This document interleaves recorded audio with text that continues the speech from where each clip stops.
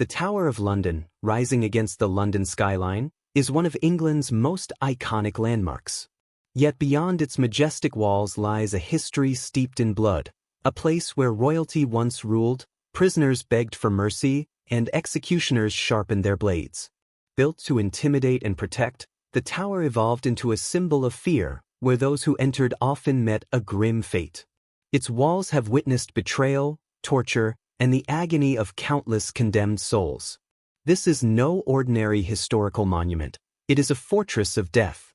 The Tower of London was built in 1078 by William the Conqueror, a fortress meant to project the power of the Norman monarchy. Over the centuries, it became more than a stronghold. By the late 12th century, it served as a royal prison for enemies of the crown, housing traitors, conspirators, and even queens. Its reputation was fearsome. To be sent to the tower was to face isolation, despair, and often death. It became a one-way ticket for many unfortunate souls, including Anne Boleyn, Guy Fawkes, and Lady Jane Grey, the 9 Days Queen. The tower's name alone was enough to strike terror into the hearts of those summoned to its gates. For some prisoners, hope flickered faintly in the form of pardons or exile, but for most the journey ended on the execution scaffold. The axe and block were among the most frequently used tools of execution at the tower. The process, while considered dignified, was anything but. The condemned would kneel, placing their head on a wooden block. A skilled executioner was crucial. One clean strike could deliver a quick death, but if the executioner faltered, the ordeal became a nightmare. Anne Boleyn, the second wife of Henry VIII, met her fate here in 1536. As a queen, she was granted the unusual privilege of a French swordsman instead of the traditional axe. The execution was said to be swift, yet the emotional weight was immense. Her speech before her death was hauntingly calm, a reminder of her resilience even in the face of death. Others were not as fortunate. Margaret Pole, an elderly noblewoman, was hacked to death in a botched execution that required multiple blows. Her agonizing death left a lasting scar on the tower's history. For crimes of treason, the punishment was far more gruesome. Hanging, drawing, and quartering, the process was as horrific as it was deliberate. First the prisoner was hanged but not to death. They were cut down while still alive, only to face the next stage of their punishment, being drawn. This involved disembowelment, with their organs often burned in front of them. Finally, their body was quartered, the limbs separated and sent to different parts of the kingdom as a warning to others. Guy Fawkes, the infamous conspirator behind the gunpowder plot of 1605, was sentenced to this brutal fate, although he managed to leap from the gallows and break his neck, sparing himself the worst. The gruesome punishment remained a dark chapter in the tower's history. The tower was not only a place of execution, but also a center for torture. The scavenger's daughter, a device designed to compress the prisoner's body into excruciating positions, was one of the most feared. Victims would be folded tightly, their chest pressed to their knees, causing immense pain and suffocation. The rack, another infamous tool, stretched prisoners' bodies, dislocating their joints and tearing muscles. This device was often used to extract confessions. Edmund Campion, a Jesuit priest, endured the rack and left a harrowing legacy of resistance and suffering. Other devices such as manacles and thumb screws added to the tower's grim inventory. Each was a testament to the lengths authorities would go to break the will of their prisoners. While public executions were common in medieval England, some were deemed too delicate for the public eye. Tower Green became the site of private executions reserved for individuals of high status. Lady Jane Grey, the young queen who ruled for just 9 days, was executed here in 1554. Catherine Howard, another of Henry VIII's wives, met her end on Tower Green as well. The executioner role was not a simple one. They were both feared and reviled, tasked with delivering death while ensuring it was as swift as possible. Yet not all executions went smoothly. A botched execution could lead to prolonged suffering, turning the executioner into a hated figure. The tools of their trade, axes, swords, and ropes, were carefully maintained.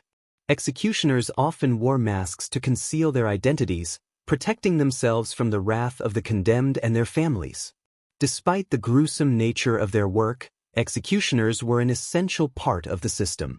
The Tower of London, with its forbidding walls and shadowed corridors, has witnessed some of the most dramatic and infamous executions in British history. These events not only shaped the course of the nation's past, but also left an indelible mark on its collective memory. Holds the Tower's most notable executions, where power, betrayal, and tragedy converged. Anne Boleyn, the second wife of Henry VIII, was one of the Tower's most famous victims. Once a queen who enchanted the king, her inability to produce a male heir sealed her fate. Accused of treason, adultery, and incest, charges widely believed to be fabricated, and was imprisoned within the Tower. Her final days were marked by dignity and resolve. On the morning of May 19, 1536, Anne was led to the scaffold on Tower Green. Unlike most executions, she was granted the unusual honor of being executed by a skilled French swordsman rather than the traditional axe. This choice was made by the king to ensure a swift death. At just 16 years old, Lady Jane Grey was thrust onto the throne in a political coup, becoming England's queen for a mere 9 days. Her reign was short-lived as Mary Tudor, known as Bloody Mary, reclaimed her right to the throne. Jane was imprisoned in the Tower, a pawn in a game of power she never sought to play. Despite her youth, her strength of character shone through during her captivity. On February 12, 1554, Jane was led to Tower Green for her execution. Sir Thomas More, a statesman and devout Catholic, was a man of principle. When Henry VIII declared himself the supreme head of the Church of England, More refused to recognize the king's authority over the Pope. His steadfast defiance led to his imprisonment and eventual execution. On July 6, 1535, More ascended the scaffold with unwavering resolve. The Countess of Salisbury, Margaret Pole, suffered one of the most gruesome and dramatic deaths in the Tower's history. Accused of treason for her family's opposition to Henry VIII, her trial was riddled with injustice. At 67 years old, Margaret was dragged to Tower Green. As she knelt for her execution, she refused to place her head on the block, declaring her innocence. The inexperienced executioner required multiple blows to complete the task, turning her death into a horrifying spectacle. Her death became a symbol of the cruelty and chaos of Henry VIII's reign. Guy Fawkes, infamous for his role in the gunpowder plot to blow up Parliament, was captured and brought to the Tower of London. He endured brutal torture on the rack, designed to extract a confession. His signature, once bold and clear, became barely legible under the strain.